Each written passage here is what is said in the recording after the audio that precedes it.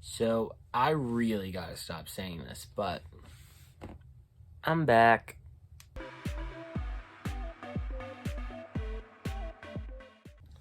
I know, I keep disappearing, guys, and I get it. I have a good explanation. Your boy had the vid. I know, guys, I should have been safer, but I had to halt on my posting because I was in quarantine for 2 weeks, not by my choice, but for the safety of others. So I really couldn't post, sadly, because all my stuff is in the basement, and I live way upstairs. But without further ado, I'm back and I'm ready to get into action. So let's get into it. Hi, my name's Ray, if you didn't already know that. And this is Ray Reviews, where I will break down comics, movies, TV shows, video games, and everything in between. So let's get into it. So today's episode, we are going to be talking about the new first 2 episodes of WandaVision. WandaVision, guys, is the first Disney Plus show that Marvel has ever released. And it's the first show that is head by Kevin Feige. So for those who don't know, there were other shows in Marvel. However, that was done by the TV head of Marvel. Doesn't matter his name, he sucked. Literally, all his shows sucked. Agents of S.H.I.E.L.D., bad. Freaking Inhumans, horrible. So eventually, Marvel was like, bro, you suck. So we're going to give the job to Kevin Feige, who was killing it in the movie world. So these shows actually are integral to watch because they are going to directly link to the stuff we see in the movies. So WandaVision is important to know because it's going to tie into Doctor Strange, which will again tie into Spider-Man 3, where we will have all 3 Spider-Men. It's too much. So we just got to watch it, guys. Got to watch. But I got to tell you guys, this show is pretty good, and I'm kind of sad that it's getting a lot of hate because not a lot of people understand what the show really is. So we're going to get into it. I'm going to tell you what I thought, what I liked, and what I didn't like. Alright, so WandaVision, the show takes place right after Endgame, and we think we leave Wanda in a pretty good place, At Tony's funeral, she has that nice scene with Hawkeye where he's talking about Black Widow, and he's like, she's in a better place. And she goes off and says, yeah, so is he. And of course, she is talking about Vision, who did die by her and Thanos in Infinity War. So this show takes place right after that. Maybe not right after. We don't know if there's time, but probably right after that. And grief is just hitting Wanda hard. So, like any natural person, she is denying it. But she has superpowers, and someone may be affecting her. We're not sure, because it's a weekly show and there's a bit of mystery, but I'm pretty sure it's probably going to be Wanda because it is a play on the House of M storyline where Wanda created a world of her own where mutants, because at that time she was a mutant, I don't think she is now, but she was a mutant, where mutants were the superior race, but eventually she realized that the world that she made was nothing but a sham, so she decided, she freaked out and she decided to depower all the mutants in the world because that's just how powerful she is. So in this show, she made a world, which I think the town that she's in was already there. She's just affecting everyone and not knowing it. So this town that she's in, I think it's called Westville, is literally just becoming different eras of TV shows. So the first 2 episodes are in the 50s and the 60s. And, of course, they follow the 50s and 60s television era, which was mainly sitcoms. So we follow 50s, which was the Dick Van Dyke Show, and the 60s, which was Bewitched. Ironically, no one ever called her Scarlet Witch. So,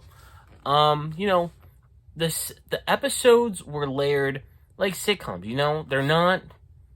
They're not the hour long that you would expect from the show. Like, I know Daredevil, Jessica Jones, The Punisher, all those shows were an hour, and they were pretty, realistic.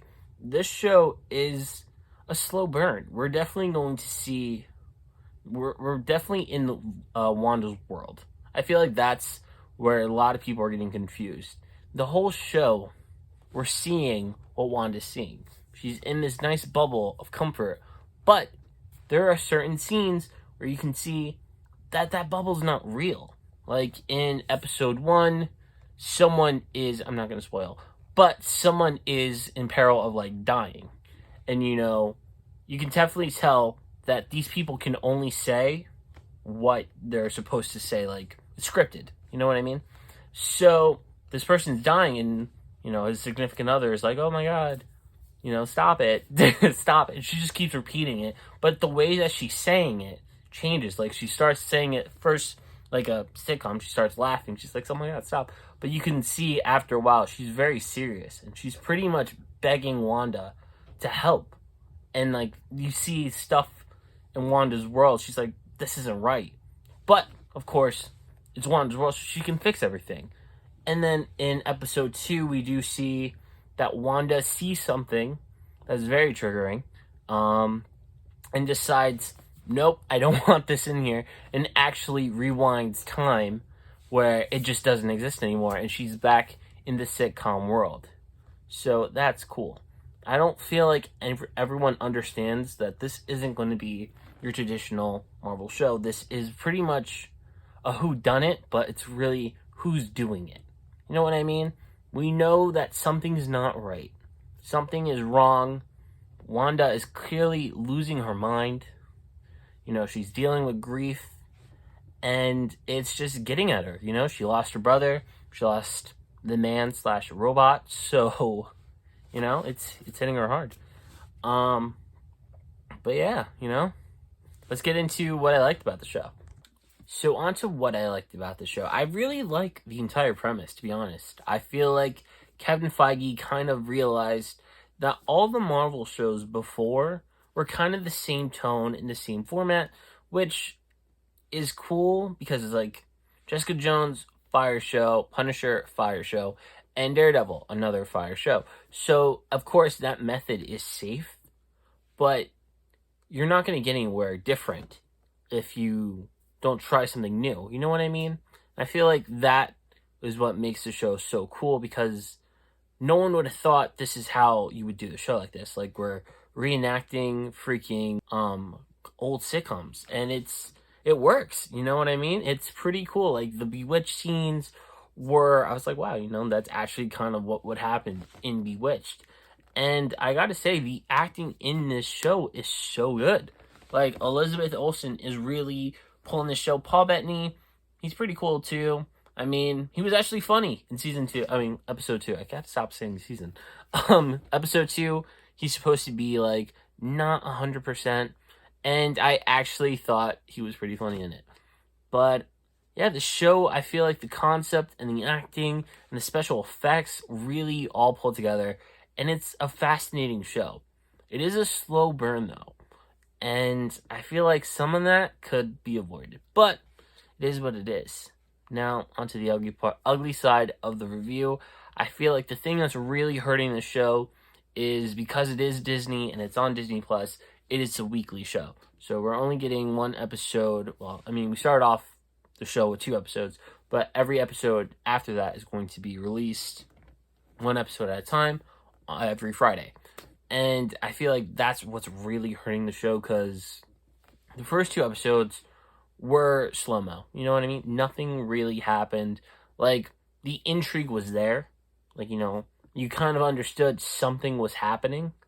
However, you don't know what. And I feel like a lot of people watched the show and they were like, what the hell is that? You know what I mean? I feel like the show would have a better response if it was just a straight bingeable series, because you could just keep going and going. But I kind of see what Disney's trying to do, because apparently after WandaVision is done, we're going to go straight into Falcon and Winter Soldier, because that show is already done also. And then, so on and so forth, because it's 9 episodes, which is 9 weeks, and then Falcon and Winter Soldier is 7, maybe 8, and that's 8 more weeks, So they're really just stretching it out so you have something to go on, and I just feel like they're never the bingeable series. Like, even with The Mandalorian, it wasn't a bingeable series. You gotta wait every week. But because of the way that WandaVision is such a mystery, like, we're trying to figure out what is happening. Like, is this Wanda? Is it, I personally think it's the neighbor, because No, I'm not gonna actually throw any theories out there. I think it's his neighbor, just my personal opinion. But we have to wait to see what's happening. And I think that waiting is really what's gonna hurt the show because nothing has happened yet. But I do know that a lot of cool stuff happens in the third episode because of what we see in the trailers. If you haven't seen the trailers, go check out the trailers. As you see, a lot of stuff is happening where they're in the 70s, and the next episode just happens to be in the 70s, which is cool because we haven't really seen anything else. We haven't really seen what's going to happen in the 80s and the 90s or the 2000s. That's what I'm really excited for. So I say give this show a chance, you guys. I understand it's different, but it's still entertaining, and I feel like there really hasn't been a time in the MCU where I was like, you know what? That was just bad. Actually, no, I'm not, because I wanted to say Iron Fist and Luke Cage and stuff like that, but that wasn't Kevin Feige. Kevin Feige was in charge of the movies, and at that point, all that stuff was Joseph Loeb. That's his name. Couldn't remember earlier. But no, Kevin Feige actually knows what he's doing. So I feel like he knows especially how to handle these characters and where he wants to take the shows and how to lead them into the other projects. So I'm pretty much just saying, guys, we just got to be patient, Those good things come to those who wait. But, like I said, I'm Ray. I don't know why I just said that again. But look, make sure to like and subscribe and tell me, what did you guys think of the first 2 episodes, All right. See you later, guys.